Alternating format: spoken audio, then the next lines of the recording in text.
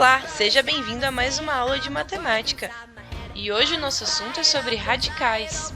Eu sou a professora Ana Clara Boscolo, do canal Foca no Estudo.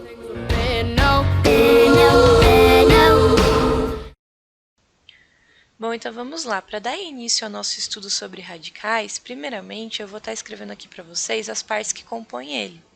Então nós temos esse símbolo, que é o símbolo do radical. Depois nós temos um número que vai ali do lado de fora do radical. No caso ali eu chamei de n. E esse n nada mais é que o índice do radical. Então toda vez que falarmos sobre índice do radical, é esse número pequeno do lado de fora. Aí temos o número que vai dentro desse radical, que no caso eu especifiquei como sendo letra A, e ele é chamado de radicando. E por fim, teremos o resultado desta operação. No caso aí eu estou colocando como letra B. Esse resultado nada mais é que a nossa raiz. Certo, agora vamos para a nossa operação, chamada de radiciação. Radiciação é a operação que realizamos quando queremos descobrir qual o número que multiplicado por ele mesmo, uma determinada quantidade de vezes, dá um valor que conhecemos.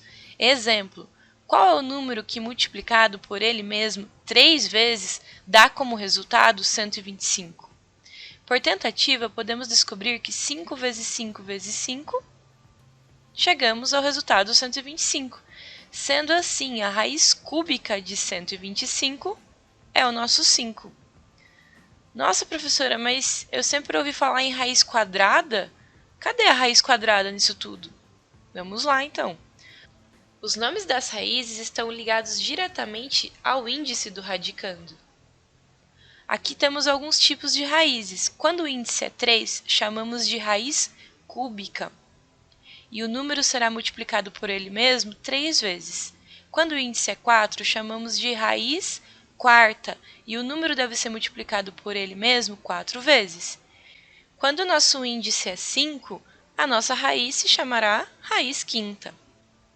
E assim por diante, né, galera? Quando o índice é 6, é raiz sexta, índice 7, raiz sétima. Certo, e quando não aparece nenhum número no índice? Essa seria a nossa raiz quadrada. Na raiz quadrada, subentende-se que tem um 2 no índice, mas não necessariamente ele precisa ser escrito. Vamos a alguns exemplos. Raiz quadrada de 4. Lembrando que quando o índice não aparece, subentende-se que tem um 2 ali, então chamamos de raiz quadrada. A pergunta é, qual número vezes ele mesmo dá 4? 2, né? Afinal, 2 vezes 2 é 4. Agora, raiz quadrada de 9. Qual número vezes ele mesmo dá 9? Seria o 3. Afinal, 3 vezes 3 dá 9. Raiz quadrada de 16. Qual número vezes ele mesmo dá 16? O 4, né, galera? Pois 4 vezes 4 nos dá o 16. Certo, agora eu vou escrever aqui as principais raízes, que são chamadas de quadrados perfeitos, tá? Que são as raízes exatas. É muito importante que nós tenhamos esses valores já em mente, pois facilita muito na hora de fazer uma conta. Você não tem que parar para ficar calculando raiz quadrada, você já sabe isso. Então, esses são os principais. Por exemplo, ali, ó, raiz quadrada de 25 é 5, por quê? 5 vezes 5 dá 25. Raiz quadrada de 36 é 6, porque 6 vezes 6 dá 36. E assim por diante. Mas, professora, e se eu esquecer algum número, como eu faço para calcular? Aí é que vai entrar a chamada fatoração. Como que eu calculo uma raiz usando a fatoração? Por exemplo, raiz quadrada de 324. Não está naquela minha listinha de principais raízes. Sendo assim, vamos fatorar. Lembrando que a fatoração nada mais é que uma decomposição em números primos, certo? E lembrando também que número primo é aquele que divide apenas por ele e por mais ninguém, tudo bem? Sendo assim, vamos começar dividindo 324 por 2. Temos resultado de 162. Se ainda dá para dividir por 2, a gente continua a conta. Divide por 2, temos resultado de 81. E agora, 81, se eu for dividir por 2, até dá para dividir, né? Mas o nosso resultado vai ser decimal, não é um resultado exato. E aqui na fatoração nós só queremos resultados exatos. Sendo assim, passamos para o próximo número primo, que é o 3. E aí dividimos 81 por 3, resultando em 27. Continuamos dividindo por 3, resultando em 9. Continuamos dividindo por 3, resultando em 3. E por último, dividimos por 3, resultando em 1. A nossa conta acaba quando o resultado da coluna da esquerda for 1. Então, nós fizemos uma decomposição em números primos, tudo bem? Agora, esse 324 nada mais é que a multiplicação de todos os valores da coluna do lado direito. Então, se nós fizermos a seguinte multiplicação, 2 vezes 2 vezes 3 vezes 3 vezes 3 vezes 3, teremos o resultado de 324. Então, no lugar do número 324, colocaremos todos esses números. Vejam bem, eu não estou alterando nenhum valor, eu apenas estou escrevendo de novo o 324, só que uma forma diferente, né? Eu estou escrevendo ele com a multiplicação dos fatores primos, tudo bem? Agora, levando em conta que a nossa raiz é quadrada, sabemos que o índice tem o valor 2. Sendo assim, vamos agrupar os números de 2 em 2. Então, vamos lá. Aquele primeiro 2 vezes 2 ali, eu posso escrever ele como 2 elevado a 2, correto? O 3 vezes 3, eu posso escrever como 3 elevado a 2. E o 3 vezes 3 no final também eu posso escrever como 3 elevado a 2. Certo, agora a gente vai separar. Cada número vai ficar com a sua raiz. Assim, vai ficar raiz de 2 ao quadrado vezes raiz de 3 ao quadrado vezes raiz de 3 ao quadrado. E agora é só resolver. 2 ao quadrado é 4. 3 ao quadrado é 9 e 3 ao quadrado é 9. Passando para a próxima linha, a gente só resolve a raiz quadrada. Raiz quadrada de 4 é 2, raiz quadrada de 9 é 3 e raiz quadrada de 9 é 3. E como resultado final, temos 2 vezes 3 vezes 3, que nos dá o número 18. Então, agora sabemos que raiz quadrada de 324 é 18. Nossa, professora, mas eu vou ter que fazer todo esse processo sempre que eu quiser calcular uma raiz? Calma, existe um jeito mais prático de se resolver isso.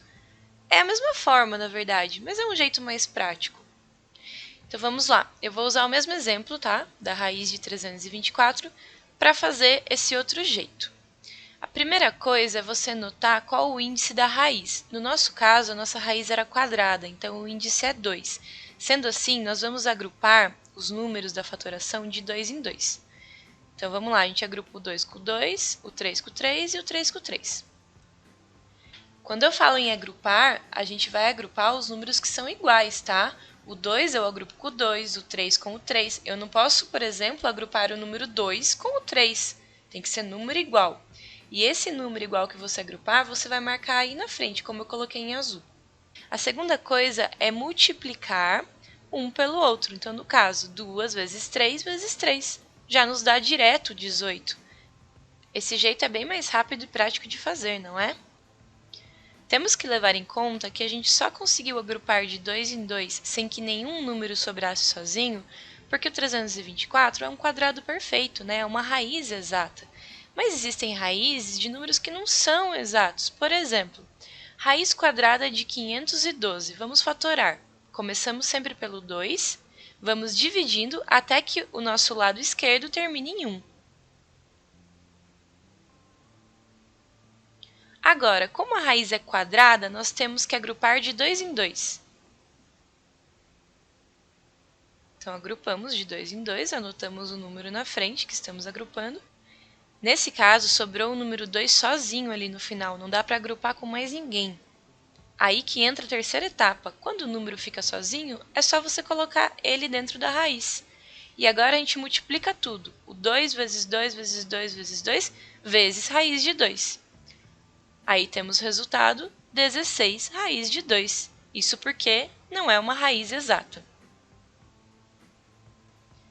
Mas, professora, e as outras raízes? E quando eu tiver raiz cúbica, raiz quarta, como que eu faço?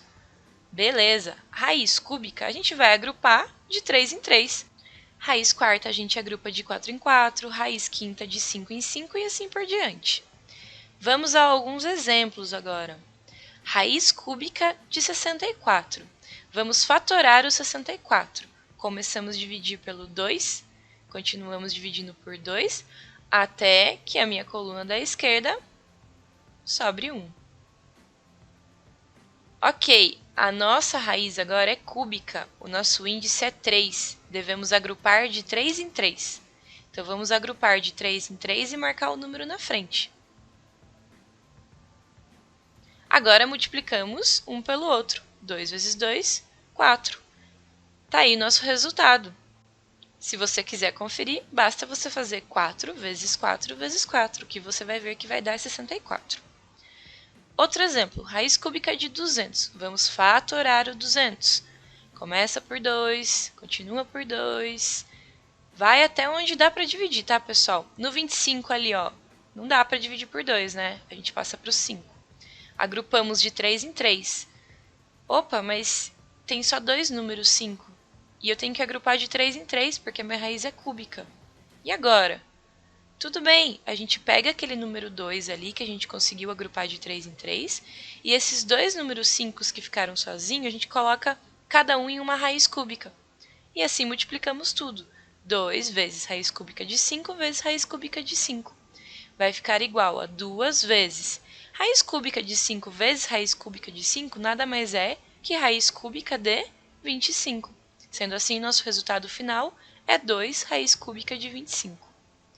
Outro exemplo, raiz quadrada de 200. Vamos fatorar o 200. Vamos sempre começar dividindo por 2. A hora que não der, a gente passa para o próximo número e assim por diante. Lembrando sempre que na fatoração, temos que sempre tentar usar os menores números possível, tudo bem? Por mais que o 200 dê para dividir por 5, eu não vou começar dividindo por 5. Eu tenho que começar sempre pelo menor número possível, no caso 2. A hora que ele chega ali no 25, não tem como continuar dividindo por 2, porque não vai dar exato o resultado. E aí sim mudamos para um número maior, ok? Então, neste caso do exemplo, nós agrupamos de 2 em 2, né? O 2 com o 2, o 5 com o 5. Aí sobrou o número 2 sozinho. O número 2 que ficou sozinho a gente coloca dentro da raiz, e agora é só multiplicar tudo que está em roxo ali. 2 vezes raiz de 2 vezes 5. O resultado, 2 vezes 5 dá o 10, e o raiz de 2 não tem como multiplicar, né? Porque está dentro da raiz. Resultado final, 10 raiz de 2. Vamos a mais um exemplo, raiz quadrada de 18. Vamos fatorar o 18. Começo dividindo por 2 e já tem um resultado 9. Não dá para continuar dividindo por 2, então passamos para o 3. Dividimos por 3, obtemos o resultado 3, dividimos por 3 e chegamos ao final com o resultado 1. Vamos agrupar de 2 em 2 por se tratar de uma raiz quadrada, e raiz quadrada tem índice 2. Agrupamos o 3 com o 3 e o 2 que ficou sozinho colocamos dentro da raiz. Agora multiplicamos um pelo outro. O resultado final, 3 vezes raiz de 2, ou só 3 raiz de 2. Agora vamos a algumas considerações finais sobre índice par e índice ímpar. Vamos lá, primeiro, quando nós temos um índice par, temos duas opções. O radicando, esse número que vai dentro da raiz, ele pode ser positivo ou negativo. Quando ele é positivo, como no exemplo, raiz quadrada de 49, é muito fácil resolver. No caso, dá 7, pois 7 vezes 7 dá 49. Beleza, mas quando o nosso índice é par e o nosso radicando, que é o número que vai ali dentro, é negativo, no caso, como no exemplo ali, menos 49, devemos pensar que número vezes ele mesmo dá menos 49. Existe esse número? Se a gente fizer 7 vezes 7, dá 49. E se a gente fizer menos 7 vezes menos 7, pela regra de sinais, como os sinais são iguais, né, menos com menos, dá mais 49. Nunca vai dar menos 49. Bom, como não conseguimos chegar a nenhuma conclusão, né, não dá para resolver, nós escrevemos como resposta que não se define em R. Esse R vem lá do conjunto dos reais, tudo bem? Agora, quando o meu índice é ímpar, nós também temos as duas opções de quando o radicando é positivo e quando o radicando é negativo. No caso do positivo é bem fácil fazer. Raiz cúbica de 27 dá 3, pois 3 vezes 3 vezes 3 dá 27. Raiz cúbica de menos 27. Que número que será que vezes ele mesmo 3 vezes dá menos 27? É simples, é o menos 3, né? Porque menos 3 vezes menos 3 vezes menos 3, pela regra de sinal, se você fizer essa conta, o resultado final vai dar menos 27. Então, tudo bem quando eu tenho um índice ímpar e o meu radicando é negativo. Dá para resolver. O que não dá para resolver? Qual é a única opção que não dá para resolver? É quando o meu índice é par e eu tenho um radicando negativo. Esta é a única opção que vamos ter como resposta a frase não se define em R. E assim terminamos a parte 1 sobre radicais. A parte 2 entrará com propriedade dos radicais. Não deixe de assistir, inscreva-se no canal, deixe o seu like e foca no estudo!